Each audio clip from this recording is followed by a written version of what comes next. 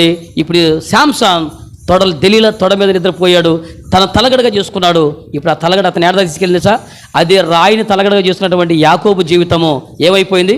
శాశ్వత కాలము అనేక మందికి ఆశీర్వాదకరంగా ఉన్నాడు. ఈ రోజున శాంసన్ యొక్క నిద్రావస్థ, దెలీలా తొడ మీద నిద్రపోయాడు. ఆ కాలం కానీ కాలం, ప్రదేశం కానీ ప్రదేశంలో నిద్రపోయి ఈరోజు ఎక్కడ దాగిందంటే అభిషేకం వెళ్ళిపోయింది, నిస్సహాయ స్థితిలోకి వెళ్ళిపోయాడు, బందీ అయిపోయాడు, అంధుడైపోయాడు. చివరికి తన ప్రాణాలను కూడా.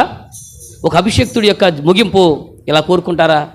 దేవునిలో ఒకప్పుడు మనం ప్రారంభించాం, ఆత్మానుసారంగా ప్రారంభించిన మనము ఇప్పుడు శరీరానుసారంగా ఓ అవివేకులైన గలతీయులారా అని అపోస్తలుడు పౌలు అంటాడు 3వ అధ్యాయంలో, ఓ అవివేకులైన గలతీయులారా, మీరు అప్పుడు ఆత్మానుసారంగా ప్రారంభించిన మీరు శరీరానుసారంగా పరిపూర్ణులు అవుతారా?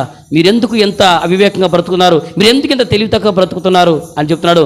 అయ్యా, నిద్రించుతున్న నీవు వృత్తుల్లో నుంచి లెమ్ము, యేసు క్రీస్తు యొక్క వాక్యము నీ మీద ప్రకాశ